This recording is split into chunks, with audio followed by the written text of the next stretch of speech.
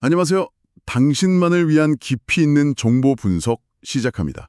오늘은 우리 주변에서 사실 흔히 볼 수 있는데 조금만 다르게 보면 정말 놀라운 가치를 발견할 수 있는 아주 특별하고 좀 마음이 따뜻해지는 그런 이야기를 가져왔습니다. 네, 안녕하세요. 저도 오늘 이야기 기대가 많이 됩니다. 네, 바로 그 한국생명복지재단 있잖아요.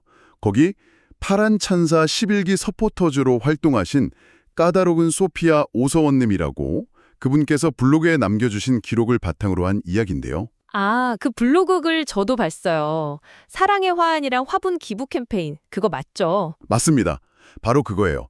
오늘 저희가 살펴볼 이 블로그 글이 그냥 단순한 활동 보고가 아니더라고요. 그쵸. 저도 읽으면서 느꼈는데 글쓴이의 시선이 참 따뜻해요. 네, 결혼식이나 장례식, 개업식 같은 우리 삶의 중요한 순간들, 그때 빠지지 않는 게 화환이나 화분이잖아요. 그쵸. 축하하고 위로하는 마음을 담아서 보내는 건데 바로 그 화환과 화분들이 행사 끝나고 나면 사실 대부분 어떻게 처리되는지, 그리고 이 캠페인을 통해서 그게 어떻게 폐기물이 아니라 새로운 희망으로 다시 피어나는지를 아주 생생하게 보여주는 기록이죠. 맞아요. 글쓴이의 그 진솔한 경험이랑 따뜻한 시선, 그걸 따라가면서 캠페인의 의미를 좀 깊게 파헤쳐 볼 수 있을 것 같아요. 네. 그래서 오늘 이 시간의 목표는요, 이 캠페인 정보를 그냥 전달하는 걸 넘어서서요, 이 활동에 가진 환경적인 중요성도 물론 있고, 또 더 나아가서 우리 사회에 어떤 긍정적인 영향을 미치는지 그 연결고리를 좀 명확하게 이해하는 데 있습니다. 그리고 듣는 분들께서도 어떻게 동참할 수 있을지 그런 구체적인 방법까지 같이 좀 이야기해 보면 좋겠네요. 맞아요. 우리가 어떻게 좀 의미 있는 참여를 할 수 있을지 함께 고민해 보는 거죠. 자, 그럼 이 흥미로운 이야기 속으로 같이 한번 들어가 볼까요? 네, 좋습니다. 먼저 이 캠페인이 왜 필요하게 됐는지 그 배경부터 좀 짚어봐야 할 것 같은데요. 블로그 글에서도 이 문제부터 시작하더라고요. 우리의 삶에서 축하나 위로가 필요한 순간들, 그때마다 화환이나 화분이 정말 많이 오가잖아요. 네, 그렇죠. 보내는 사람의 정성, 마음, 이런 게 담긴 상징적인 선물이니까요. 그런데 혹시 생각해 보셨어요? 그 짧은 행사가 끝나고 나면 그 많던 화환이랑 화분들 다 어디로 갈까요? 아, 바로 그 지점이죠. 이 캠페인의 출발선. 블로그 글쓴이도 참 안타까워하듯이 대부분의 경우에 그 화려했던 화환들, 또 싱그러웠던 화분들이 짧게는 몇 시간, 길어야 며칠 만에 그냥 폐기물로 처리되는 게 현실이거든요. 하긴 그렇죠. 잠시 자리를 빛내고 그냥 버려지는 거네요. 네. 축하와 위로의 마음이 담겼던 건데 순식간에 이게 환경에 부담을 주는 쓰레기가 되어버리는 거죠. 양도 생각보다 엄청나요. 전국적으로 보면 그 규모가 정말 작지 않을 겁니다. 아, 생각할수록 너무 안타까운 부분이에요. 자원의 낭비이기도 하고 그 안에 담겼던 좋은 의미까지 뭔가 사라지는 느낌이랄까? 이런 문제의식 속에서 이제 한국새생명복지재단의 해결책이 등장하는군요. 그렇습니다. 바로 사랑의 화환, 화분 기부 캠페인이에요. 이게 2010년부터 시작됐다고 하니까 벌써 10년이 훌쩍 넘었죠. 꽤 오랫동안 꾸준히 이어져 온 의미 있는 활동인데요. 재단의 접근 방식이 참 좋아요. 문제의 핵심을 정확히 파고들거든요. 버려지는 대신에 기부라는 선택지를 딱 제공하는 거죠. 기부요? 네. 행사 끝나고 사용된 화환이나 화분을 재단에 기증하면 재단에서는 이걸 그냥 버리는 게 아니라 여기에 새로운 가치를 부여하는 작업을 시작하는 겁니다. 새로운 가치를 부여한다. 그게 구체적으로 어떤 과정인가요? 그냥 모아서 필요한 곳에 나눠주나요? 아니면 뭔가 더 특별한 게 있나요? 좀 더 체계적이고 창의적인 과정이 있어요. 기증받은 화환은 일단 해체를 해요. 그래서 쓸 수 있는 꽃이나 부자재를 골라내고 화분은 상태를 꼼꼼히 점검하고 다시 정성껏 가꾸는 거죠. 아, 그냥 두는 게 아니라 손질을 다 하는군요. 네, 이렇게 손질된 화분이나 아니면 재가공된 꽃 상품 같은 것들은 다시 판매되기도 하고요. 또 때로는 공공기관이나 사회복지 시설 같은 곳에 기증되어서 공간을 좀 아름답게 꾸미는 데 쓰이기도 하고요. 핵심은 폐기가 아니라 재활용과 재사용을 통해서 생명을 연장시키는 거죠. 와, 듣고 보니까 정말 놀랍네요. 버려질 뻔한 물건에 전문가의 손길을 더해서 완전히 새로운 쓰임새를 찾아주는 거잖아요. 그렇죠. 폐기물 처리 비용도 줄이고 자원도 아끼고 또 어딘가에는 아름다움을 더할 수 있으니 야, 그 자체만으로도 의미가 상당한데요. 맞습니다. 그 환경적인 가치, 그게 이 캠페인의 아주 중요한 한 축이죠. 근데 여기서 이야기가 끝나지 않습니다. 이 캠페인이 더 특별한 이유가 있어요. 바로 이렇게 재활용하고 판매해서 생긴 수익금, 그 사용처에 있습니다. 아, 사용처요? 네, 그 수익금 전액이요. 단 한 푼의 예외도 없이 희귀 난치병으로 정말 힘들게 싸우고 있는 어린이들, 그리고 우리 사회에 도움이 필요한 어려운 이웃들을 위해서 사용된다는 점입니다. 아, 바로 그 부분이군요. 블로그에서도 버려지는 꽃이 나눔의 씨앗이 되어 다시 피어나는 희망 이런 표현을 썼는데 아, 그 의미가 이제 확 와닿네요. 그렇죠. 단순히 그냥 환경보호를 넘어서서 생명을 살리는 일에 직접적으로 연결되는 거네요. 정확합니다. 축하와 위로의 마음이 담겼던 그 화환이 자기 역할을 다 한 후에도 그냥 버려지는 게 아니고 또 다른 누군가에게는 정말 절실한 희망과 도움을 주는 그런 기적을 만들어내는 겁니다.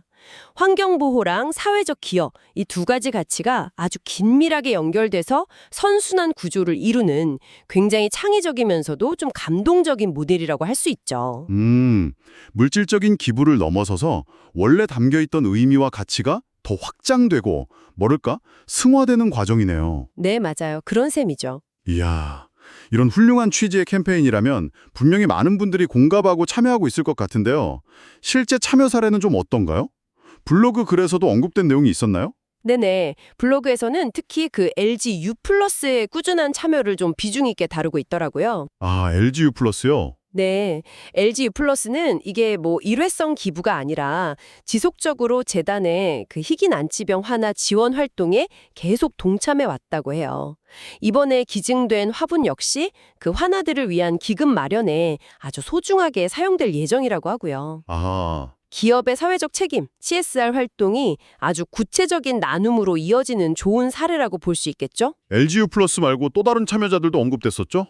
맞습니다. 블로그에 보니까 농협중앙회, 우리카드, 그리고 오세 건축사 사무소 같은 다양한 기업이나 기관에서도 화분을 기부하면서 힘을 보탰다고 하네요. 그렇군요. 이렇게 구체적으로 참여 기업이나 기관 이름이 언급되는 게 캠페인의 투명성이나 신뢰도를 높이는데 저는 큰 역할을 한다고 봐요. 고려하게 될 테니까요. 네. 개인 기부자들도 물론 많을 테고요. 그렇군요.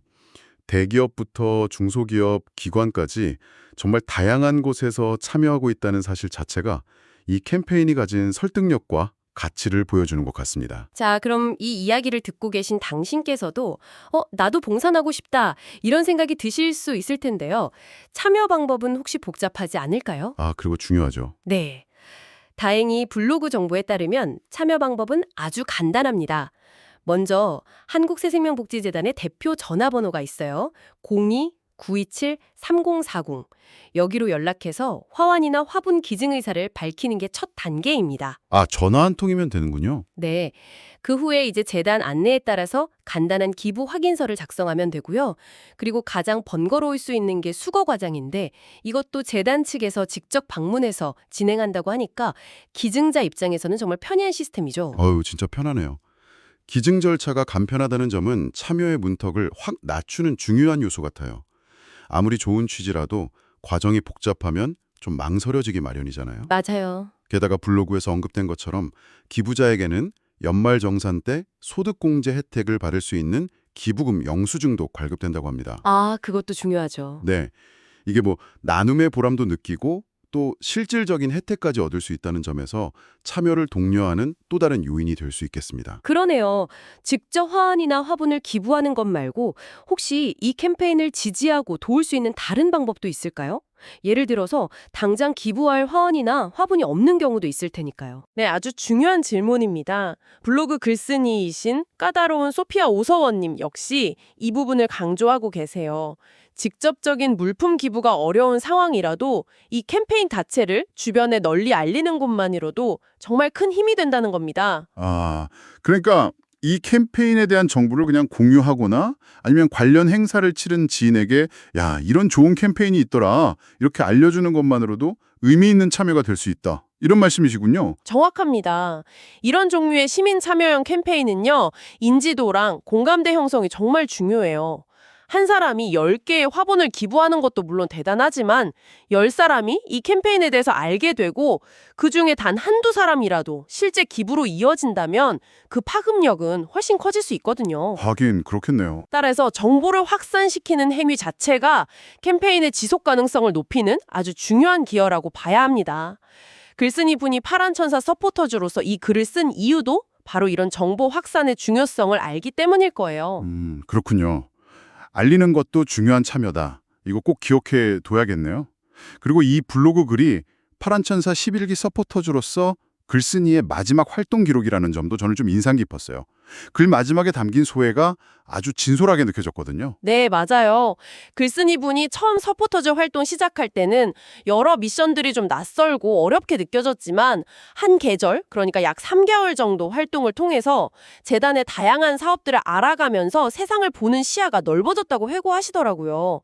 특히 이 화환 기부 캠페인처럼 단순한 봉사나 기부를 넘어서서 우리 사회의 문제점을 좀 창의적으로 해결하려는 그런 노력들을 직접 알리고 또 참여하면서 큰 보람을 느꼈다고 하시죠. 아, 누군가의 마음을 전하는 따뜻한 기록으로 남게 되었다는 그 표현이 참 기억에 남습니다.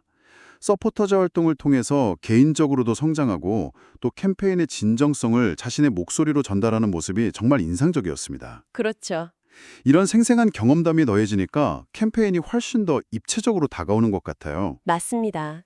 객관적인 정보 전달도 물론 중요하지만 실제 참여자의 그 진솔한 경험과 감정은 사람들의 마음을 움직이는 아주 강력한 힘을 가지잖아요.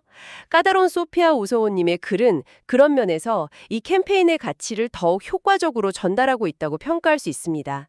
서포터즈 활동이 단순한 홍보를 넘어서 참여자 자신에게도 의미 있는 경험과 성찰의 기회를 제공한다는 점도 보여주고요. 자, 오늘 저희는 까다로운 소피아 오서원님의 블로그 글을 통해서 한국새생명복지재단의 사랑의 화환 앤드 화분 기부 캠페인을 깊이 있게 살펴보았습니다. 이 모든 이야기를 종합해 볼 때 당신 때 가장 중요하게 전달하고 싶은 메시지는 무엇일까요?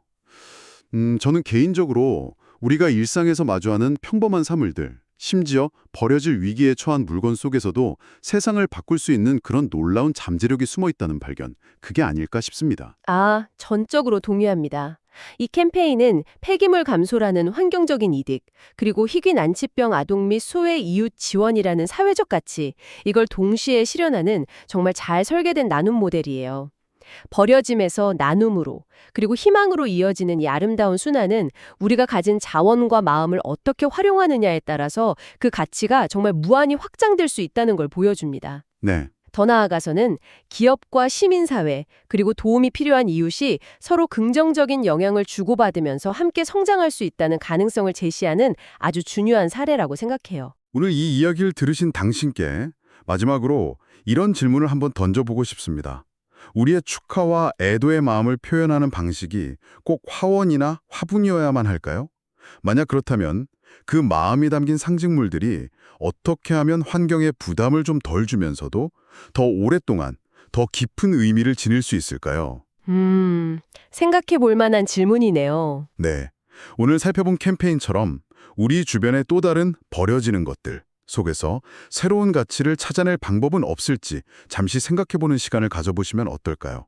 어쩌면 당신의 작은 아이디어가 또 다른 멋진 변화의 시작이 될지도 모릅니다. 좋은 마무리네요. 오늘 저희와 함께 깊이 있는 이야기에 귀 기울여 주셔서 정말 감사합니다. 다음에 더 흥미롭고 유익한 주제로 당신을 찾아뵙겠습니다. 네, 감사합니다.